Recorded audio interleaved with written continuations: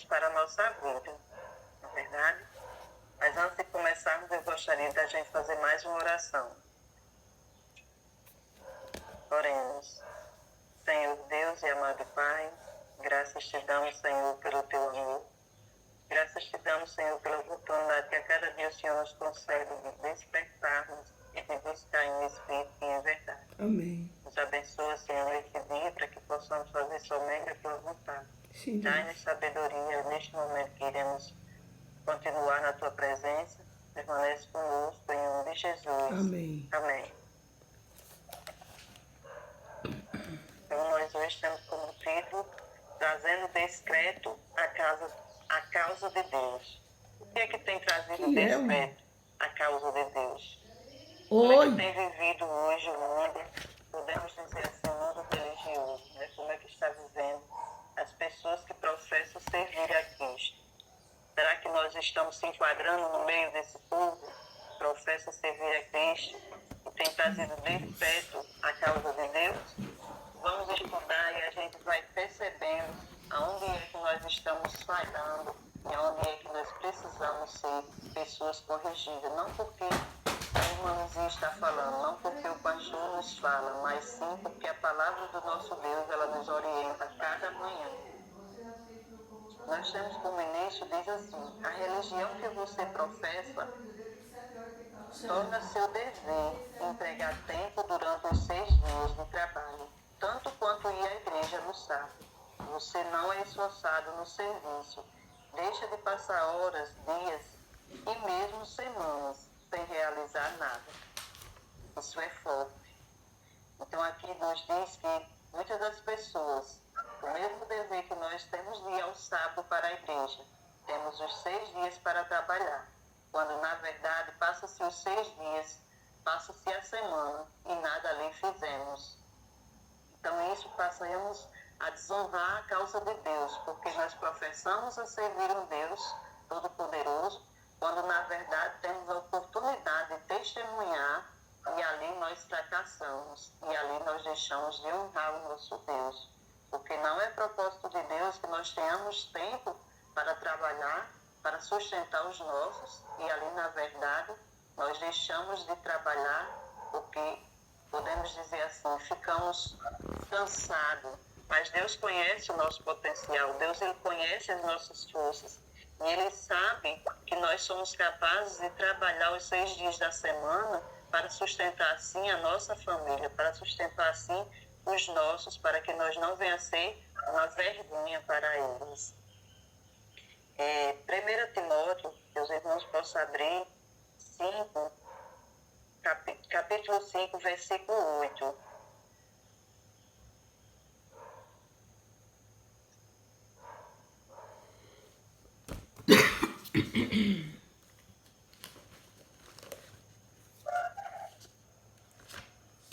Vocês já encontraram?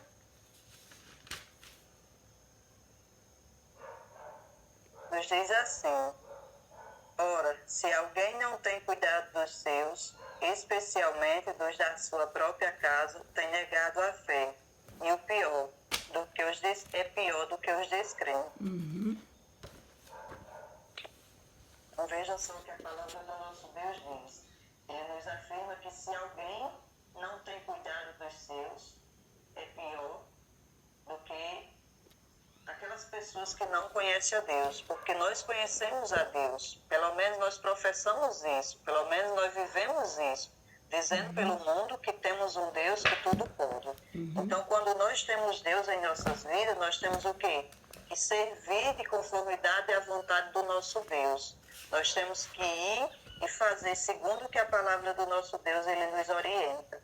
Então, é propósito de Deus que eu e você nós possamos ser testemunho vivo na vida de outras pessoas, para que as pessoas possam olhar para nós e enxergar a pessoa de Cristo que vive em nós. E não elas olhar para nós e nós ser mais um crente taxado. Vê aí o que o crente faz, vê aí o que esses povos professam servir a Deus e vive desonrando o nome de Deus. Então, a palavra do nosso Deus, ela deixa bem claro que nós devemos ser um testemunho vivo para o nosso Deus, para as pessoas que vivem ao nosso redor, para que assim nós não viemos envergonhar a causa do nosso Deus, porque é assim que muitos temos causado na causa de Deus, vergonha. Em vez de ser um testemunho, temos causado vergonha. E nos diz mais, você traz decreto sobre a causa, estabelecendo residência em um lugar onde cede por algum tempo a indolência e depois é obrigado a contrair dívida para sustentar a família. E sempre que você é exato em pagar essas dívidas, em vez disso, muda-se para outro lugar. Isso é defraude ao próximo. O mundo tem o direito de esperar estreita integridade dos que dizem ser cristão bíblico, pela indiferença de uma pessoa, quanto paga as suas dívidas justas, todo o nosso povo está em risco de ser considerado indigno de confiança. Então, quantas pessoas, que eu já falei, elas não são julgadas por causa de um mau testemunho? Quantos de nós que professamos a Cristo não somos julgados por causa que lembra que a gente temos um ditado, por causa de todos pagam? Uhum. Então, assim, a gente sabemos que existem pessoas que professam servir a Cristo, mas elas não têm compromisso.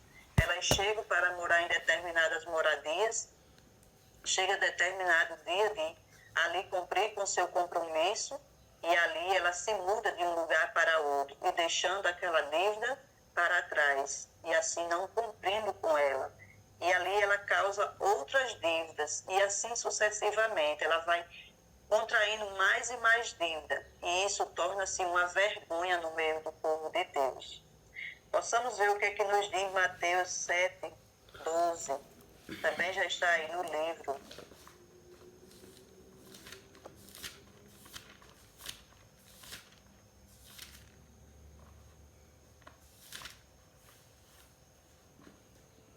Nos diz assim, tudo, pois, quiseres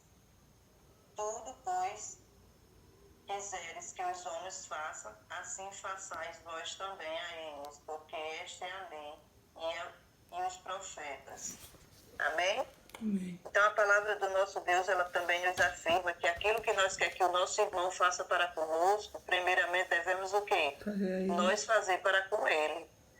Da mesma forma que nós achamos bons as pessoas serem honestas conosco, da mesma forma que nós achamos bons as pessoas acertarem um trato conosco, pegar dinheiro emprestado, trabalhar para a gente, e chegar ao determinado dia eles assumir o seu compromisso, assim sejamos nós para com eles. Sejamos pessoas de sim, sim, não, não. Porque é assim que a palavra do nosso Deus espera que nós sejamos. Porque é assim que Deus quer que seus filhos sejam um testemunho vivo para que as pessoas não venham se envergonhar daquele Deus o qual nós o servimos. Porque Deus, ele é um Deus de amor, mas ele é um Deus de justiça. Amém? Amém. E nós diz assim, Deus, ele lhe deu forças e habilidades, mas você não tem usado sua força física o suficiente para sustentar sua família. Com futura, levanta-se pela manhã, mesmo enquanto as estrelas brilham. Se necessário for, planeje alguma coisa e então realize, cumpra com seus compromissos, a menos que esteja prostrado pela enfermidade. E é preferível privar-se de comidas e do sono do que ser culpado de reter do outro aquilo que lhe é devido. Então a palavra aqui nos afirma que nós devemos o quê? Se for preciso, devemos levantar ainda mesmo com as estrelas brilhando. Devemos ali fazer planos, devemos ali cumprirmos para que nós possamos cumprir os nossos compromissos, para que nós não venhamos ser pessoas que envergonham o nome de Deus. Porque a palavra do nosso Deus, ela deixa bem claro que nós só somos isentos, né? Segundo aqui esse relato, se nós estivermos enfermos, acamados, que não tivermos como trabalharmos para sustentar os nossos familiares. Aí sim, nós podemos ter essa desculpa, podemos dizer assim. Mas quando nós temos forças, habilidades o suficiente, e estamos em estado saudável, nós não podemos dizer para as pessoas que não temos o dinheiro porque não trabalhamos. Quando assim nós fazemos, nós estamos sendo o quê? Pessoas preguiçosas. pessoas desonestas que usam de desculpa para não assumir os seus compromissos para com os outros. Esse relato está lá em Testemunho para a Igreja, páginas 179 a 180. Mas o que é que diz o 8º mandamento? É algo que a gente já conhece, né? A palavra do nosso Deus, ele diz que lá nós não devemos o quê? Segundo o relato, o 8º mandamento, ele condena o sequestro de pessoas e o tráfico de escravos, guerras e conquistas, furtos e roubos. Aí ele diz mais, e exige estreita integridade nos mínimos detalhes da vida. Ele nos proíbe negócios desonestos e requer o pagamento justo de dívidas e salário, e declara que toda tentativa de se obter vantagem pela ignorância, fraqueza ou infidelidade do outro é registrada como fraude nos livros dos céus. Patriarcas e Profetas, página 309. Então isso é muito forte. Segundo o que aqui nos relatos nos mostra, o mandamento ele já diz que nós não devemos o quê? Furtar, não devemos roubar. E ele diz mais, que nós devemos ter o quê? O cuidado, pessoas que são empregadores, né?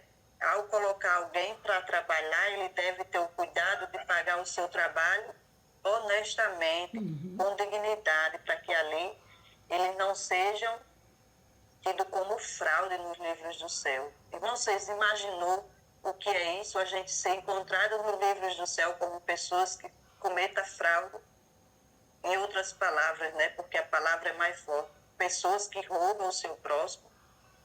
Então a palavra de Deus, ela requer que eu e você nós possamos fazer uma autoanálise de como tem vivido a nossa vida. Será que realmente eu tenho sido um testemunho para a causa de Deus? Ou será que eu tenho sido um descreto para a causa de Deus, aonde eu estou vivendo? Como será que tem sido a minha vida? Isso é para cada um de nós, para que nós possamos entender o que Deus ele tem falado para nós. Eu costumo dizer que nunca é tarde para que nós possamos mudar, não é mesmo? Se em algum momento da nossa vida nós tem sido esse tipo de pessoas, tem trazido descreto para a causa de Deus, que a partir de hoje, a partir dos dias que a gente vem despertando cedinho para estudar, que esses livros ele tem nos mostrado uma luz imensa de como nós devemos viver diante de Deus. Verdade. Então aqui, que eu e você nós não venha ser tido como fraudes diante do livro do Senhor, mas que eu e você nós venhamos ser pessoas justas diante de Deus, diante dos nossos irmãos, que ao assumir um compromisso com eles, nós possamos cumprir, assim como nós queríamos que eles cumprissem para conosco. Olha outra coisa bem interessante, uma das armadilhas de Satanás. O que é que Satanás ele tem feito conosco? Será que ele não tem feito ali suas artimanhas para nos pegar? Sim, irmãos, ele tem feito sim. Agora, muitas das vezes, nós nem percebemos. Estamos tão sobrecarregados com o nosso eu que esquecemos de ver as determinadas armadilhas de Satanás. Diz assim, todos devem praticar a economia. Nenhum obreiro deve dirigir-se seus negócios de modo incoerente em dívida. Quando alguém voluntariamente se envolve em dívida, está enradeando uma das redes de Satanás, arma para pescar pessoas. Então, quando eu e você nós não temos o cuidado e ali nós praticamos a dívida mais dívida, não somos pessoas econômicas, não temos aquele cuidado de fazer economia, de fazer ali aqueles ajustes no nosso orçamento, nós estamos caindo nas artimanhas de Satanás, nas redes de Satanás, porque é isso que ele quer. Porque quando nós estamos endividados, nós estamos o quê?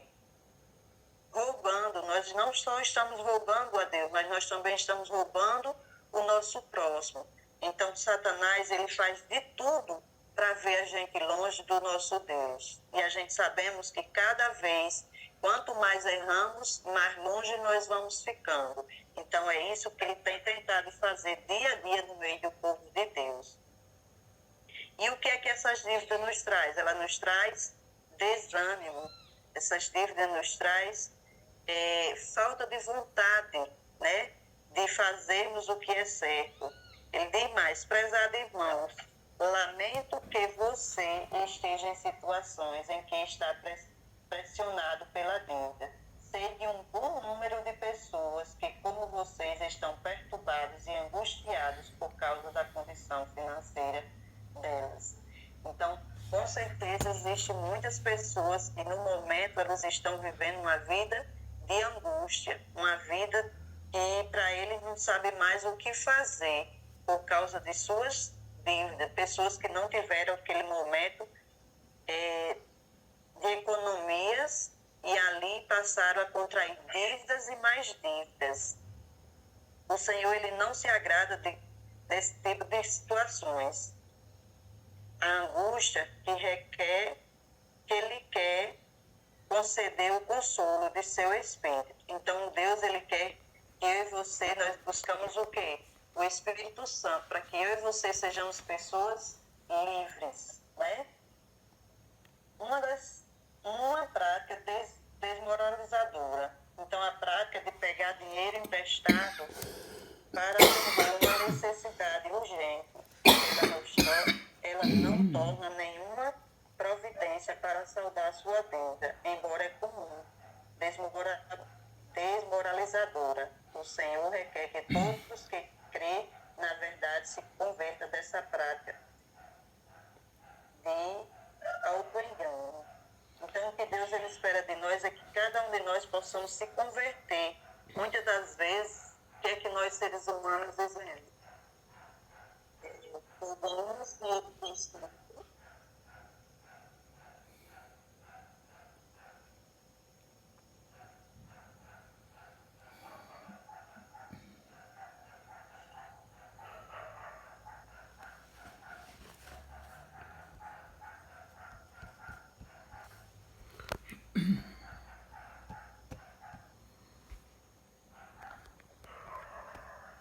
Estão me ouvindo? Sim. Pronto. Então, deixa eu ver aqui.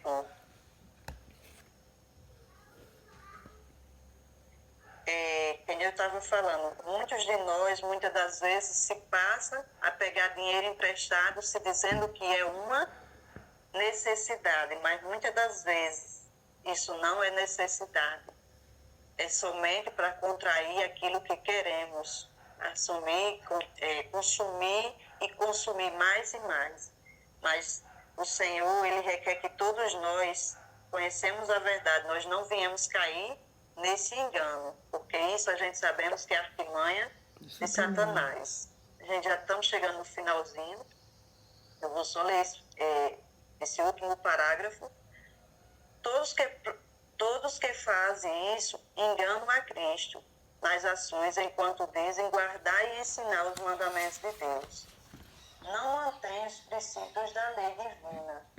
Se os que veem a verdade não mudarem o caráter, correspondendo à influência santificadora da verdade, serão um cheiro de morte para a morte. Eles disputarão a verdade, trazendo descrédito e desonra a Cristo, que é verdade. Manuscrito 168. Então, a gente desonramos a Cristo quando nós o quê? Professamos ser seguidores de Cristo, que guardamos o mandamento de Cristo, assim como o jovem rico professava guardar os mandamentos de Cristo, mas quando na verdade não tinha esses mandamentos dentro dele, né? Que ele era apegado às suas riquezas ali. Então, aqui cabe para nós, quando nós dizemos que confessamos, que guardamos os mandamentos de Cristo, que temos a verdade, e saímos por aí devendo, fazendo todo tipo de empréstimos, não cumprindo com nossos compromissos, nós estamos desonrando a Deus e nos enganando e enganando a Cristo. Então, que Deus nos abençoe, que cada dia nós possamos buscar mais conhecimento na palavra do nosso Deus e que vivamos segundo os propósitos de Deus e não conforme aquilo que achamos, porque eu digo muito que eu acho vai levar muita gente para o inferno, Porque a palavra de Deus, ela não é eu acho, é sim, sim, não, não. Verdade. Então, que Deus nos abençoe e que neste momento nós possamos orar. Não é isso, irmã? Ora. Oremos. Querido Deus, maravilhoso Pai, honrado e glorificado seja sempre o seu nome. Amém, Senhor. Graças te damos porque aqui o Senhor nos fala, Senhor, que devemos ter cuidado com o nosso viver diário, para que nós não sejamos um daqueles que se encontram em dívidas, desenrolados, que não possam mais voltar e ser consertados, mas que a cada dia o Senhor fale ao nosso coração onde precisamos melhorar, Senhor, que nós possamos ser pessoas que tenhamos comunhão contigo o suficiente para sermos transformados. Amém. Obrigada, meu Deus, por esse momento de estarmos aqui reunidos entre irmãos. Sim, Fica com cada pessoa que aqui se encontra, com cada família representada. Nos dás um dia na tua companhia, em nome de Jesus. Amém. Amém. Amém. Irmã, muito obrigada pela mensagem, pela oportunidade, né, de me convidar. Amém. Que Deus abençoe nós todos. Muito bom, irmãozinha. Deus abençoe a senhora, a sua casa, a sua igreja. Só um aviso. Amanhã, dia 22, nós teremos a jornada normal aqui. Já tem o palestrante que vai fazer o resumo do livro amanhã. E amanhã todas as igrejas do distrito estarão fechadas, porque todos os servos de Deus estarão na UERN num dia especial de celebração, de adoração e de consolidação da mordomia na nossa vida. Nós estamos alcançando 50 dias de jornada da mordomia. Amém. E amanhã será o dia da concretização dessa jornada da mordomia na nossa vida. Não deixe ficar ninguém da sua igreja. Vamos lutar, os anciãos, os líderes de pequeno grupo, todos os departamentos da igreja, vamos levar nosso povo para o Congresso de Mordomia amanhã, lá na UERN. Cada igreja vai levar seu almoço, vai ser um dia maravilhoso. Até que Jesus volte, nós temos que ter esses momentos de...